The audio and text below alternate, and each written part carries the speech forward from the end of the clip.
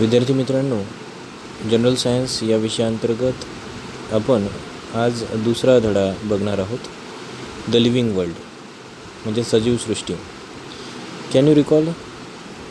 तुम्ही आठवू शकता का? बघा, इथे एक चित्र दाखवलेलं आहे, त्यावर आधारित एक प्रश्न आहे. List the things seen in the picture. ज्या काही चित्रामध्ये दिसणाऱ्या वस्तू आहे किंवा गोष्टी आहे त्यांची यादी करायची आहे. Say whether they are living or non living things. अगदी सोपा प्रश्न आहे. चित्रामध्ये दिसणाऱ्या ज्या काही वेगवेगळ्या गोष्टी, आता तुम्ही ह्या गोष्टींची यादी करू शकता. उदाहरणार्थ ट्री, त्यानंतर चिकन, हेन, डॉग, बॉय, गर्ल एसेट्रा. त्याच्या व्यतिरिक्त फॅन, हाऊस, टेबल फॅन, हे सगळ्या गोष्टी. याच्याशिवायसुद्धा तुम्ही आणखी शोधू शकता. त्याची लिस्ट करायची आहे आणि त्यापैकी कोणत्या कोणत्या गोष्टी ह्या सजीव आहेत म्हणजे लिव्हिंग आहेत आणि कोणत्या नॉन लिव्हिंग आहेत याची आपल्याला यादी अगदी सहजपणे सांगता येते. ठीक आहे. कॅरेक्टरिस्टिक्स ऑफ लिव्हिंग थिंग्स बघा, म्हणजे सजीवांची गुणधर्म. There are many kinds of plants and animal around us. आपल्या सभोवताली बरेचसे वनस्पती आणि प्राणी असतात. They show some similarities and some differences. त्यामध्ये समानता असते, काही वैविध्यसुद्धा असते. Yet with the help of certain features. तरीसुद्धा काही गुणधर्मांच्या आधारे we can tell that they are all living things. आपण हे सांगू शकतो की ते सजीव आहेत. These features are not seen non living things. हे गुणधर्म किंवा हे वैशिष्ट्ये आपल्याला नॉन लिव्हिंग थिंग्समध्ये दिसून येत नाहीत. Such features are said to be the of living things. त्यांना आपण म्हणतो ची गुणधर्म. Let us study these characteristics. ती गुणधर्म कोणती कोणती आहे, ती लक्षणं कोणती कोणती आहेत ते आपण आता अभ्यासणार आहोत. Can you tell? सांगू शकता का? What differences do we see between the young ones and the adults in the picture. तरुण आणि जे काही म्हातारे आहेत त्यांच्यामध्ये काय काय चित्रामध्ये आपल्याला दिसते पहा. पहिल्यांदा हे चित्र बघा, या चित्राचं निरीक्षण करा. यामध्ये एक डॉग, एक boy, a girl, a plant दाखवलेलं आहे, बरोबर आहे. आणि सोबतच एक चिकन आहे, म्हणजे छोटंसं लहानसं पिल्लू आहे कोंबडीचं. दुसऱ्या चित्रामध्ये तो कुत्रा, छोटा मुलगा, मुलगी आणि कोंबडी, त्यासोबतच ते झाड, याचे निरीक्षण करा. पुढील चित्रामध्ये त्याहीपेक्षा गोष्टी दाखवलेली आहे, मोठ्या दाखवलेल्या आहे आकाराने, परंतु या ठिकाणी कोंबडी जी आहे ती नाही आहे, कारण कोंबडीचा लाईफ स्पॅन हा कमी असतो. त्याच्यानंतर आणखी समोरच्या चित्रामध्ये बघा, म्हातारा आणि म्हातारी दाखवलेली आहे आणि वडाचं झाड जे आहे ते वाढलेलं दाखवलेलं आहे. याच्यावरून आपल्याला एक अंदाज येतो सजीवांची लक्षणं आपल्याला पाहते. तर पहिला पॉईंट आहे तो ग्रोथचा, म्हणजे वाढ. कशा प्रकारे वाढ झाली सजीवांची ते आपण पहिल्या चित्रामध्ये पाहिलं. पहा, growth in living things. A baby grows up to become an adult person. एक लहान मूल जे आहे ते एक वृद्ध व्यक्तीपर्यंत त्याची वाढ होते. एकतर वुमन ऑर मॅन, म्हणजे माणूस किंवा स्त्री. म्हणजेच जो काही एक छोटा मुलगा होता, मुलाचं रूपांतर वृद्ध माणसापर्यंत होईल आणि मुलीचं रूपांतर वृद्ध जी आजीबाई दिसते आहे आपल्याला तिथपर्यंत. ठीक आहे. During the period of its growth. त्यांच्या वाढीदरम्यान the baby gains in height, weight and strength. लहान मुलगा जो आहे त्याची वाढ होत असताना काय काय होते, त्याच्या उंचीमध्ये वाढ होते, वजनामध्ये वाढ होते आणि त्याची ताकदसुद्धा वाढते. In the same manner all animals grow in adults in certain period. त्याचप्रमाणे सगळे जे काही सजीव आहेत ते एका विशिष्ट कालमर्यादेपर्यंत वाढतात. Generally humans require 18 to 21 years for this growth. सर्वसामान्यपणे मानवाला 18 ते 21 वर्षापर्यंत त्यांची वाढ होते. Find out how long it takes for the young ones of hens, cows and dogs to grow into adults. तुम्हाला शोधायचं आहे की जे काही कोंबडीचं पिल्लू आहे किंवा कोंबडी आहे, हेन म्हणजे कोंबडी, काऊज गाय आणि डॉग्स कुत्रे, यांना त्यांचा जो काही ग्रोन अप होण्यासाठी, ॲडल्ट होण्यासाठी किती दिवसांचा कालावधी लागतो हे तुम्हाला शोधायचं आहे. त्यानंतर पहा, ट्राय धिस, करून पहा. तेच आपल्याला ग्रोथ कशा पद्धतीची होते हे प्लॅन्टच्या माध्यमातून शिकायचं आहे. Tie a thread to the tip of a potted sapling. एका छोट्या अशा प्लॅन्टच्या सॅपलिंगला, म्हणजे छोटं झाड जे आहे आपल्याला पाहायला मिळते इथे, त्याला आपल्याला काय करायचं आहे, एक धागा बांधायचा आहे. Keep the thread stretch and tie it to a peg or nail above the plant. त्याला वरती आपल्याला कुठेतरी बांधायचं आहे. आकृतीमध्ये दाखवलेल्याप्रमाणे स्टेज थ्रेड जो आहे तो वरती दाखवलेला आहे 2.3. ठीक आहे, ते झाड लहान असतानाचं पाहिलं. त्यानंतर काय करायचं, keep the thread stretch and tie it to a peg or nail above the plant. What do you observe after 10 to 15 days. 10-15 दिवसानंतर काय दिसून पडेल, तर ते झाड वाढल्यानंतर जे आपण ताठ अशा पद्धतीने तो धागा होता तो ढिला झालेला दिसेल आपल्याला. What tells us that the plant has grown taller. कशावरून आपल्याला लक्षात आले की झाड ते वाढलेलं आहे किंवा झाडाची जी उंची आहे ती वाढत आहे बा, कशावरून समजलं आपल्याला ते. इन ऑल प्लॅन्ट्स म्हणजे सर्व वनस्पतींमध्ये it is mainly the width and height of the stem that grows. सर्व झाडांमध्ये काय वाढते, त्याची विड्थ वाढते आणि हाईट म्हणजे उंचीसुद्धा वाढते. जे काही स्टेम आहे, देठ आहे त्याची. ॲज दे ग्रो, जसे जसे ते वाढतात. सम प्लॅन्ट डेव्हलप ब्रँचेस. काही झाडं जे आहेत त्यांना फांद्या फुटतात. While others do not. काही झाडांना फांद्या फुटतात तर काहींना फुटत नाही. थ्रू ऑल लिव्हिंग थिंग्स, दो ऑल लिव्हिंग थिंग्स ग्रो. जरी संपूर्ण सजीव हे वाढत असले, animals grow only for a certain period. प्राणी हे मात्र एका विशिष्ट पिरियडसाठीच, कालमर्यादेपुरतेच त्यांची वाढ होते. Plants on the other hand grow as long as they live. वनस्पती दुसऱ्या बाजूने जर विचार केला तर ते काय होतात, एका विशिष्ट मर्यादेपर्यंत वाढतात आणि त्यांची वाढ होत राहते आयुष्यभर. The growth of living things occur from within the body. पहा, जी सजीवांची वाढ होते ती संपूर्ण शरीरभर होते. विच मीन्स दॅट, यावरून त्याचा अर्थ असा होतो, growth occurs in all parts of the body. त्यांची वाढ ही त्यांच्या संपूर्ण शरीरभर होते, त्यांच्या अवयवांमध्ये संपूर्णपणे वाढ होते. ठीक आहे, हा ग्रोथचा आपण पॉईंट पाहिला. Use your brain power. What differences do you see in the growth of trees like the mango, banyan and peepal and that of bamboo, coconut and toddy palms. हे तुम्हाला शोधायचं आहे की आपल्याला फरक काय लक्षात येतो ग्रोथ ऑफ ट्रीज, मँगो, बनियान आणि पीपलच्या झाडामध्ये, ह्या झाडांमध्ये आणि बांबू, कोकोनट आणि टॉडी पाम्स जे आहे यांच्यामध्ये कोणता फरक दिसून येतो पहा. त्यांची उंची आपल्याला लक्षात येईल, तो फरक महत्त्वाचा आहे. त्यानंतर वाढी संदर्भातला एक महत्त्वाचा एक पॉईंट दिलेला आहे या ठिकाणी. Food is necessary for growth. अन्न हे सजीवांच्या वाढीसाठी अत्यंत महत्त्वाचं आहे. इथे आकृती दिलेली आहे फोटोसिंथेसिसची. वनस्पती हे सूर्यापासून उष्णता घेतात आणि ते उष्णता, त्यासोबतच वनस्पती मुळांच्या मदतीने पाणी आणि न्यूट्रिएंट्स म्हणजे पोषक तत्वे घेतात. त्यासोबतच वातावरणातला कार्बन डायऑक्साईड घेतात आणि त्याद्वारे ते स्वतःचं अन्न तयार करतात आणि अन्न तयार करतानाच्या प्रक्रियेद्वारे ऑक्सिजन निर्मिती होते, जो वातावरणामध्ये सोडले जातात. ठीक आहे, तो ऑक्सिजन आपण वापरतो. Plant make their own food in sunlight. वनस्पती त्यांचे स्वतःचे अन्न सूर्यप्रकाशाच्या मदतीने तयार करतात. Plant produce food from water. वनस्पती अन्न निर्माण करतात पाण्याच्या मदतीने, न्यूट्रिएंट्स पोषक तत्वाच्या मदतीने in the soil and the carbon dioxide present in the air. जमिनीमधलं न्यूट्रिएंट्स पोषक घटक ते घेतात, वातावरणातला कार्बन डायऑक्साईड ते घेतात. This process takes place in the leaves of plant. ही संपूर्ण प्रक्रिया झाडाच्या पानामध्ये घडून येते. पहा या ठिकाणी पानांमध्ये ती घडताना आपल्याला दिसते आहे.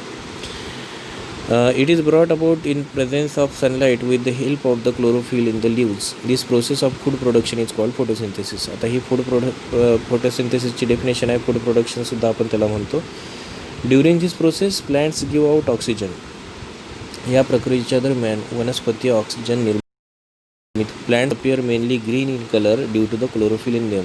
वनस्पतींचा रंग हिरवा का असतो, तर याच्यामध्ये पानांमध्ये, झाडांच्या पानामध्ये क्लोरोफिल नावाचा घटक असतो आणि क्लोरोफिल असल्याकारणाने क्लोरोफिलचा रंग हा हिरवा असतो आणि त्याच्यामुळे झाडाचा रंग हा म्हणजेच वनस्पतींचा रंग आपल्याला हिरवा दिसतो. ठीक आहे, त्यानंतर बघा या ठिकाणी intake of food by animals. वनस्पतीच्या सोबत आपण अन्ननिर्मिती पाहिली. प्राणी कसे करतात, तर प्राणी हे एकतर कार्निवरस असतात किंवा हर्बिवरस असतात. म्हणजे प्राण्यांना खातात त्यांना कार्निवरस म्हणतो आपण. या चित्रांमध्ये आपल्याला दिसते आहे या कावळ्यांनी काय खाल्लेलं आहे. कावळ्याच्या तोंडात फिश आहे. दुसऱ्या चित्रामध्ये ग्रीन ज्या काही हेन आहे किंवा कॉक आहे ते दोघीजणी हिरवा जे दाणे आहेत ते टिपताना दिसते आहे आपल्याला. त्यानंतरच्या चित्रामध्ये टायगर आहे. त्यानंतरच्या चित्रामध्ये एक हॉर्स आहे, ग्रास खात आहे. ठीक आहे. Animals however do not have chlorophyll. आता प्राण्यांना काही क्लोरोफिल नसतो. ज्याप्रमाणे वनस्पतींना क्लोरोफिल हिरवा घटक आहे स्वतःचं अन्न स्वतः तयार करू शकतात वनस्पती, परंतु प्राण्यांना तसं काही नसतं. They do not produce their own food. स्वतःचं अन्न ते स्वतः तयार करू शकत नाही. They search for food. ते म्हणूनच अन्नाचा शोध घेतात. Animals such as goats, sheep, horses eat grass, wild animals such as tigers and lion meet their need for food by hunting other animals which live on plant. पहा, ज्याप्रमाणे बकरी म्हणा, ship जे आहे, हॉर्सेस घोडे वगैरे गवत खातात, म्हणजे गवत खाणारे प्राणी आहे, बरोबर आहे. Wild animals such as tigers and lions meet their need for food by hunting other animals. काही प्राण्यांना म्हणजे ते गवत खाऊ शकत नाही, हिरवा पालेभाज्या खाऊ शकत नाही, ठीक आहे. मेंढी, बकरी जी आहे, घोडा जो आहे तो गवत खाऊ शकतो, परंतु वाघ, सिंह यासारखे प्राणी ते खाऊ शकत नाही. त्यांना मग दुसऱ्या प्राण्यांची शिकार करून ते राहू त्यांना त्यांच्यावर जगावं लागतं. The intake of food and the resultant growth is an important characteristics of living thing. सजीवांचा एक महत्त्वाचा घटक आहे, तो म्हणजे ग्रोथ. वाढीसाठी त्यांना आवश्यक असते इंटेक ऑफ फूड, ठीक आहे. त्यानंतर आहे रेस्पिरेशन. पहा, पहिल्यांदा आपण पॉईंट पाहिला growth is the characteristics of living things. Living things can grow. सजीव वाढू शकतात. Non living things can not grow. जे निर्जीव वस्तू आहेत त्या वाढू शकत नाहीत. दुसरा पॉईंट आपण पाहत आहोत, respiration.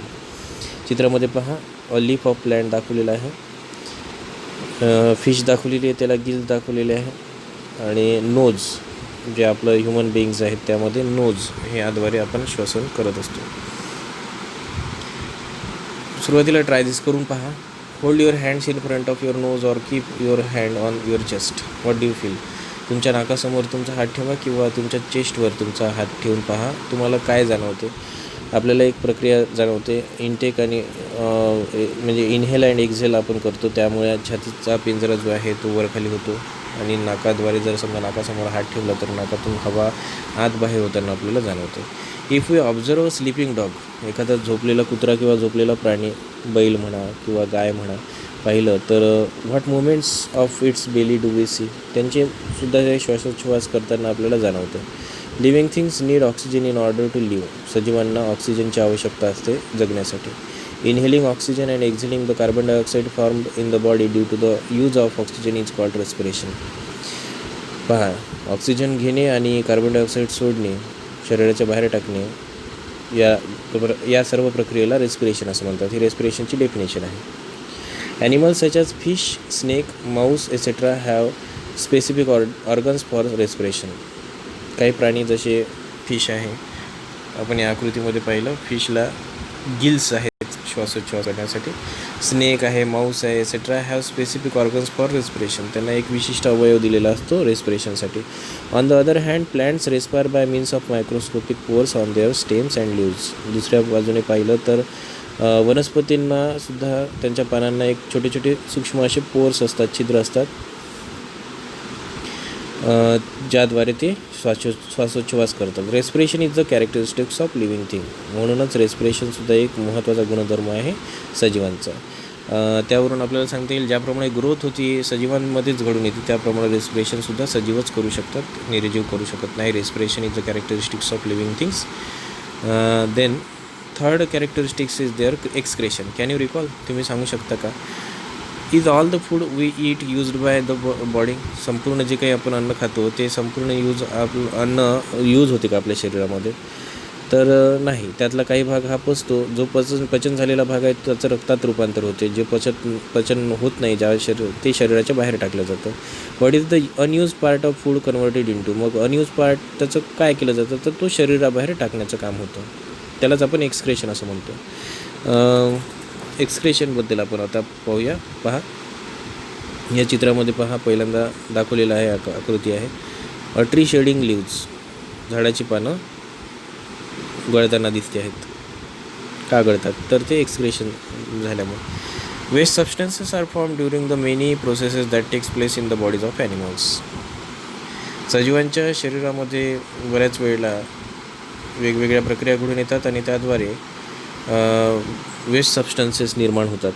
These are called excreta and the process of eliminating them from the body is called excretion. याची जी प्रक्रिया आहे शरीराच्या बाहेर ढकलायची, त्याला एक्सक्रेशन असं म्हणतो. Animals have a specific organs for excretion. काही सजीवांना विशिष्ट अवयव असतात ज्याद्वारे ते एक्सक्रेट करतात, शरीराच्या बाहेर ते काढण्याचं काम करतात. प्लॅन्ट्स टू एक्सक्रीट, वनस्पतीसुद्धा एक्सक्रीट करतात. For example some plants shed leaves in specific seasons. काही झाडं जी आहेत त्या झाडांची पानं गाळतात एका विशिष्ट ऋतूमध्ये. Waste substances stored in the leaves of plants are shed along with the leaves. Waste substances जे आहे स्टोअर्ड इन द लिव्ज, झाडाच्या पानामध्ये साचलेलं असतं किंवा वनस्पती ते साठवून ठेवतात एक्सक्रेटा त्यांच्या शरीरामधला, त्यांच्या अवयवांमधला, आणि नंतर ते पानं गाळतात. ठीक आहे.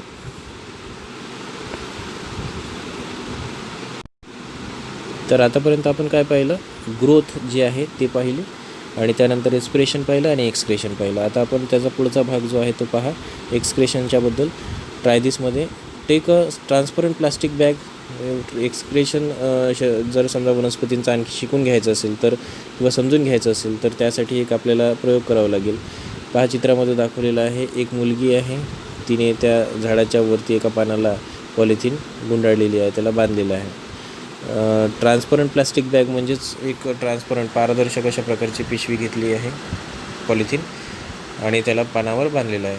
Tied over a leaf of a plant as shown in the picture. Observe it after 6 to 7 hours. What do you C?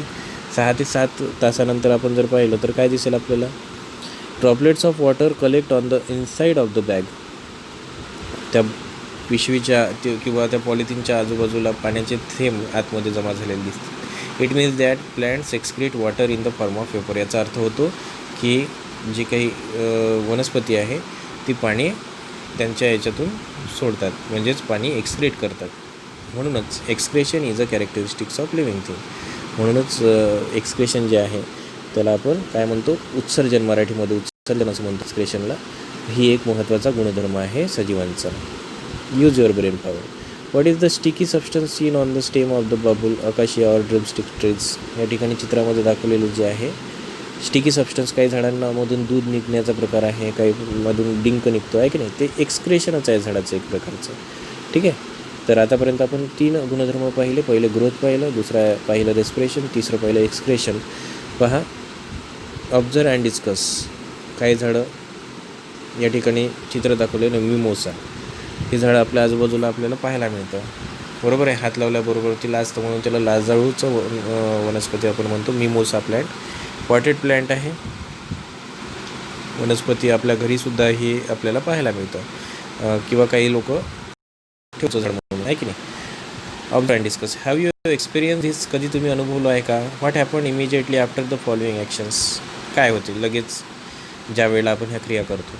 पहिली क्रिया, light flash suddenly into our eyes. डोळ्यावर जर अचानकपणे अंधार असेल आणि अचानकपणे लाईट पडला डोळ्यावर, तोही डोळ्यावर पडला तर काय होतं, तर डोळे आपले चमकतात, डोळे बंद होतात, बरोबर आहे.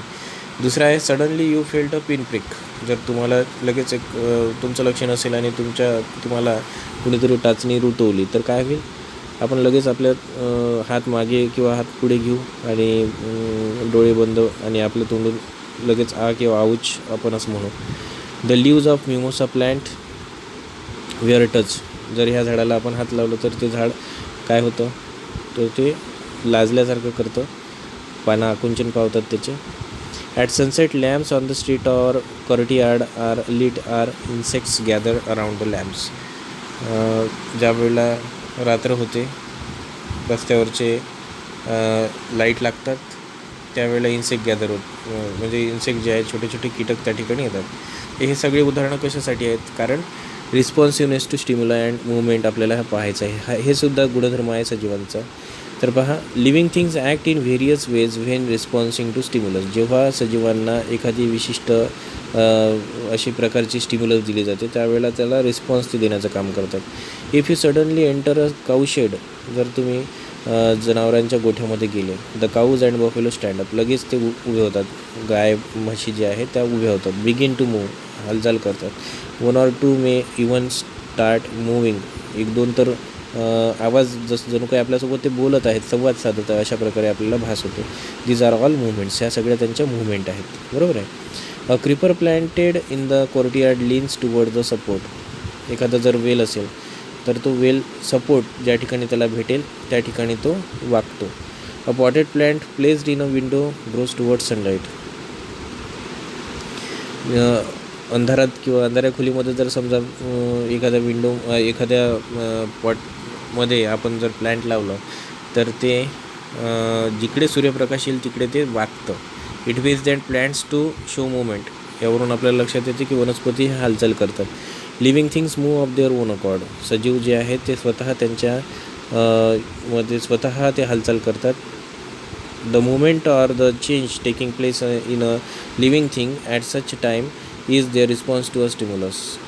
मुवमेंट जे काही हालचाल एखाद्या सजीवामध्ये घडून येतो ज्या वेळेला रिस्पॉन्स टू स्टिम्युलस मिळते त्यांना, त्यावेळेला an event that occurs in our surrounding is a stimulus. एक अशी घटना ज्याद्वारे स्टिम्युलस मिळते. The ability of living things or respond to stimulus is called their responsiveness to stimuli. म्हणजे एखाद्या क्रियेला प्रतिसाद देणं त्याला आपण रिस्पॉन्सिव्हनेस टू स्टिम्युलाय असं म्हणतो. Responsiveness to stimuli is a characteristics of living thing. पहा, कोणत्याही सजीवाला जर आपण स्पर्श केला तर त्यावरून तो प्रतिक्रिया देईल, बरोबर आहे. म्हणजे क्रियेला दिलेली प्रतिक्रिया यालाच आपण रिस्पॉन्सिव्हनेस टू स्टिम्युलाय असं म्हणतो. आणि हा गुणधर्म आहे सजीवांचा. निर्जीवाला आपण हात लावला तर तो काय आपल्याला प्रतिसाद देईल, आहे की नाही. तर आतापर्यंत आपण काय काय शिकलो. पहिल्यांदा आपण ग्रोथ पाहिलं. Growth is the characteristics of living thing. Non living things can not show growth. दुसरं आपण रेस्पिरेशन पाहिलं. तिसरं आपण एक्सक्रेशन पाहिलं.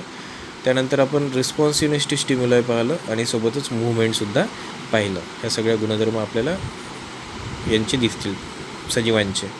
लिव्हिंग थिंग्समध्ये पाहायला मिळतील.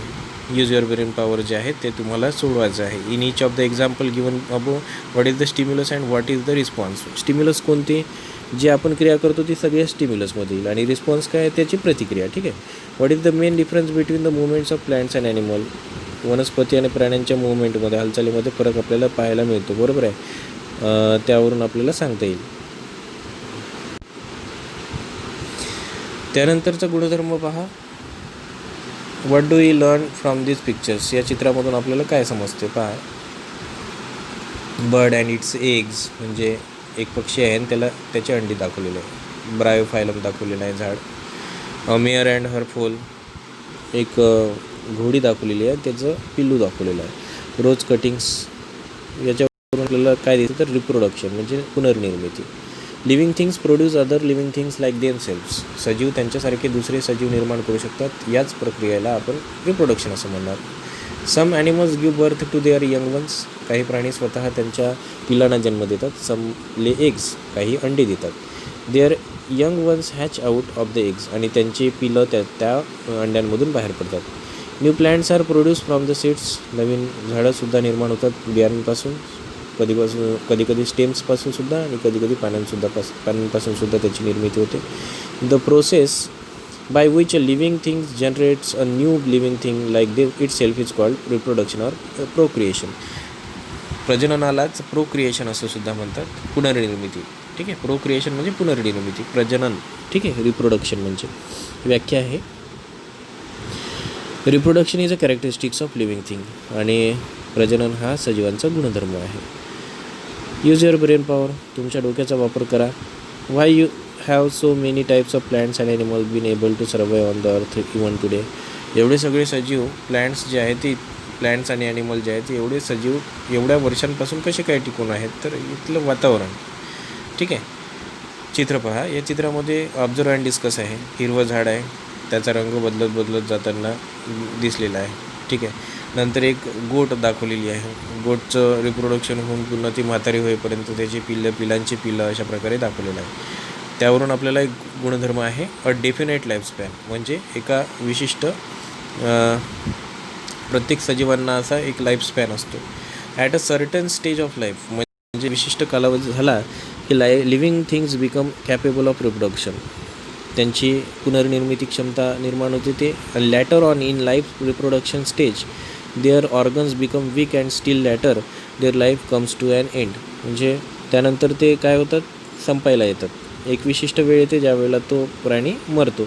In other words living thing die. दुसऱ्या शब्द सांगायचंच तर तो प्राणी किंवा तो सजीव मरतो. म्हणजे वनस्पती असो की प्राणी, plants or animals. Okay. The life span of different animals and plants are different. वेगवेगळ्या सजीवांचं जे काही लाईफ स्पॅन आहे तो वेगळा आहे. म्हणजे माणूस हा 70-80 किंवा 100पर्यंतसुद्धा जगू शकतो. ॲव्हरेज लाईफ स्पॅन जो आहे तो 60-70चा म्हणू शकतो आपण. कुत्रा जो आहे तो 12 ते 18 वर्ष जगू शकतो. For example of life span of the dog is about 12 to 18 years. कुत्रा 12 ते 18 वर्ष जगतो. While the ostrich lives for 50 years. Ostrich नावाचा जो प्राणी आहे किंवा पक्षी म्हणू आपण ऑस्ट्रिच, शहामृग, 50 वर्ष जगतो. You may have wondered what exactly the living things are, how they come into being and so on. आपल्याला हे आश्चर्य वाटू शकते की अशा प्रकारे वेगवेगळे जे काही सजीवांचा लाईफ स्पॅन आहे तो वेगवेगळा आहे. डू यू नो, तुम्हाला माहीत आहे का, the life span of the giant turtle found on the Galapagos island in south America is about 170 year. या चित्रात दाखवलेले जे काही जायंट टर्टल आहे गॅलापागोस या ठिकाणी आयलँडवर ते साऊथ अमेरिकेच्या एका द्वीपकल्पावर सापडले. त्याचं वर्ष 170 वर्ष त्याचं आयुष्य होतं.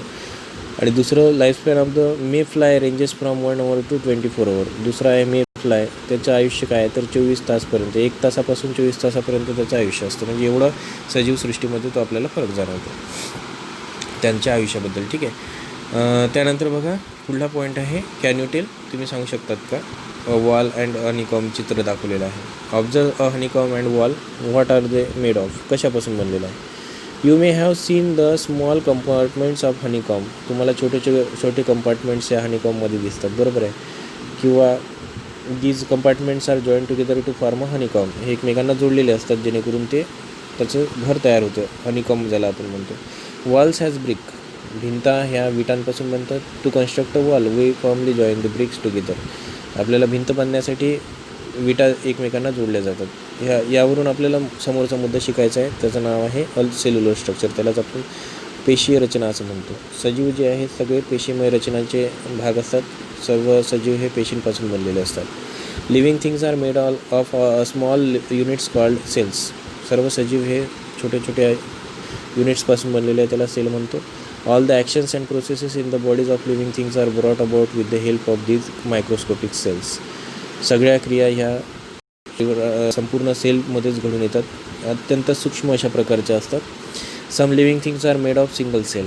काही सजीव हे एका पेशीपासून बनलेले असतात. These are called unicellular organism. त्यांना आपण एकपेशीय सजीव म्हणतो. On the other hand the living things that are made of many cells are called multicellular. एक पेशीपासून बनलेले असेल तर युनिसेल्युलर ऑर्गॅनिझम म्हणणार, आणि अनेक पेशीपासून बनलेले असेल तर मल्टीसेल्युलर ऑर्गॅनिझम म्हणणार. The amoeba and some other microorganisms are unicellular, while man, cow, mouse, cockroach, elephant, banyan tree, the onion plants, etc. are the multicellular organism. युनिसेल्युलरचे एक्झाम्पल कोणते आहेत तर युनिसेल्युलर आहे अमिबा, पॅरामिशियम, अमिबा युग्लिना अशा प्रकारचे उदाहरण आहे. आणि बाकी सगळे जे आपल्याला डोळ्याने दिसतात ते सगळे मल्टीसेल्युलर आहेत. All the characteristics of living things are seen in every cell of a living thing, whether it is unicellular or multicellular. सगळ्या क्रिया ह्या सेलमध्ये घडून येतात आणि तेच गुणधर्म आहे सजीवांचा. ठीक आहे. म्हणून cellular structure is the main characteristics of living thing even though a number of cells may vary. पहा, जरी नंबर ऑफ सेल्स जे आहे कमी जास्त असतील तरीसुद्धा सजीवांचा मुख्य गुणधर्म आहे तो म्हणजे सर्व सजीव हे सेलपासून बनलेले असतात. पेशीमय रचना हे त्यांचा गुणधर्म आहे. ठीक आहे.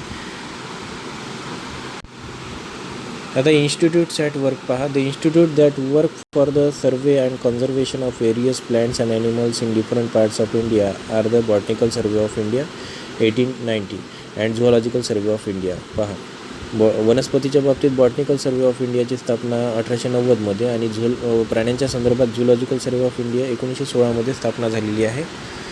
In case you find an unfamiliar plant or animal in your surrounding. जर समजा तुम्ही नेहमीपेक्षा वेगळा प्राणी किंवा वनस्पती पाहिला, you can communicate with these institutes to obtain more information about it. त्याबद्दल तुम्हाला सविस्तर माहिती आपल्याला या 2 संस्थांमाध्यमातून मिळू शकते. त्यानंतरचा भाग आहे useful living things and harmful living things. पहा, can you tell in what way are plants and animal useful to us. वनस्पती आणि प्राणी आपल्याला कशासाठी कशासाठी उपयुक्त आहेत. ते चित्रामध्ये दाखवलेलं आहे. पहा, वसाका वनस्पती आहे, पोटॅटो, त्यानंतर डॉग युजफुल लिव्हिंग थिंग्स. त्याच्याखाली काही चित्र आहे, रॅट आहे, स्नेक आहे किंवा कॉक्रोच आहे, स्कॉर्पिओन आहे, आहे की नाही. तर ह्या सगळ्या त्याखाली वनस्पती आहेत, दतुरा, कलरकशिया, लीव्ज एसेट्रा. तर याचे आपल्याला पहिल्यांदा युजफुल लिव्हिंग थिंग्स बघूया, म्हणजे जे काही वनस्पतींचे किंवा प्राण्यांचे उपयोग आहेत, म्हणजे सजीवांचे उपयोग कोणते कोणते. Plants are used for household as well as industrial purposes. वनस्पती जे आहे ते घरगुती कामासाठी म्हणा किंवा as well as industrial purposes म्हणजे औद्योगिक कामासाठी सुद्धा उपयुक्त आहेत.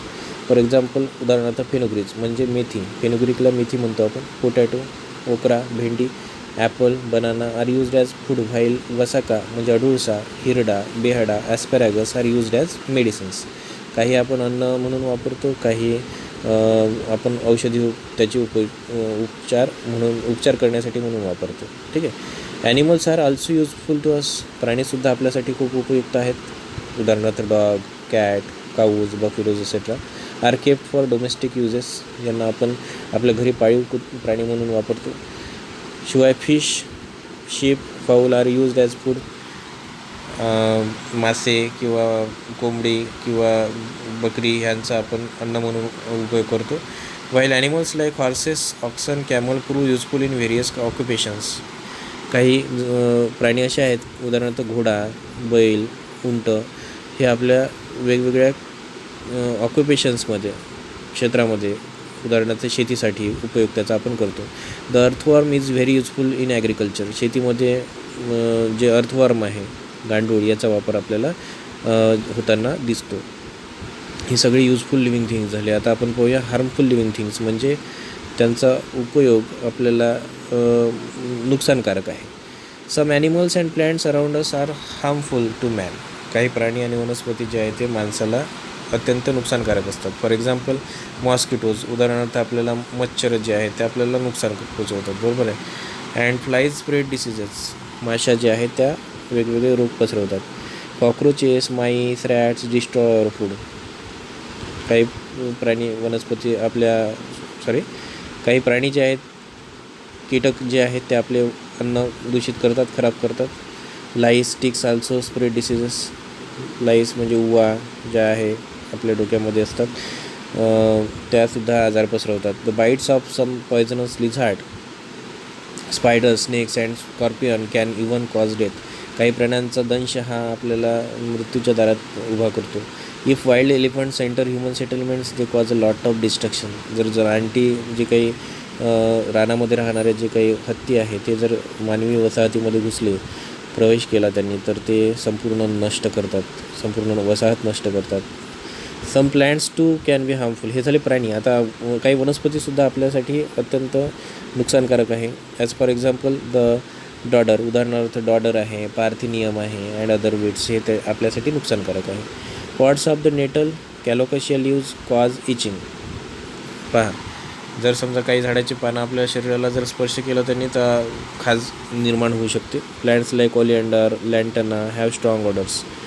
ओलिएंडर, सांबार किंवा लँटना या वनस्पतींना अतिशय एक तीव्र अशा प्रकारचा गंध असतो.